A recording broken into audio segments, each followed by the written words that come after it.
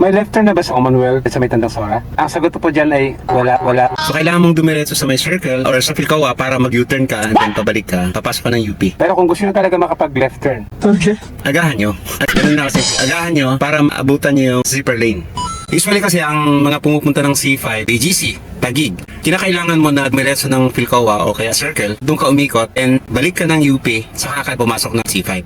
Pero kapag maaga tayo, maabutan natin yung zipper lane. Kapag may zipper lane kasi, tinatanggal nila yung barrier. Yung usual na U-turn sa may Tandang Sora, may barrier yon. Kaya hindi ka makakapasok na Katipunan papuntang C5. Pero kapag nag-set up sila ng zipper lane, tinatanggal nila yon. Kasi yung mga mag-U-turn, papalabas sila ng Commonwealth, hindi papasok. I think hanggang 9 ng umaga ang zipper lane. So, may pagkakataon kayo na kapag galing kayo ng Fairview, papunta kayo ng Katipunan, hindi nyo na kailangan dumiretso ng Philcoa. Dito na kayo mag-U-turn sa Tandang Sora, and then, pasok kayo sa kanan, doon sa ilalim ng flyover, papasok na siya ng Katipunan. O, di ba?